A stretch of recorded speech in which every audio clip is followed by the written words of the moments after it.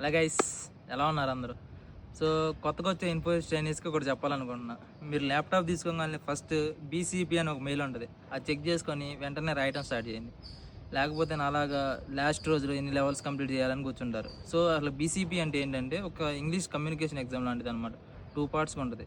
ఒకటి 80 మార్క్స్కి, ఒక 20 మార్క్స్కి. 80 మార్క్స్ది కొన్ని అసైన్మెంట్లు ఇస్తారు, కొన్ని కోర్సులు ఉంటాయి, అది చేయొచ్చు కొంచెం చదివితే.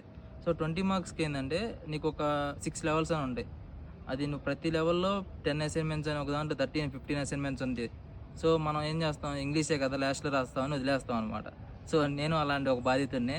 చివరి లాస్ట్ డెడ్‌లైన్ ముందు రోజు కూర్చొని 4 లెవెల్‌లు రాసినవాడిని. సో, ఇలాంటి తప్పు మీరు చేయమాకండి. సో, ముందే గ్యాప్ ఉన్నప్పుడల్లా ఒక అరగంట, అరగంట చాలు. లేకపోతే వీకెండ్స్‌లో ఒక గంట కూర్చొని ఒక్కొక్క లెవెల్ కంప్లీట్ చేసుకుంటామంటే లాస్ట్‌కి ఇబ్బంది పడకుండా ఉంటారు. అండ్ అదీ కాక దీంట్లో 20 మార్క్స్ తెచ్చుకోవడానికి ట్రై చేయండి. సో, అదే మనల్ని ఈజీగా పాస్ చేయడానికి ఛాన్స్ ఉంటది.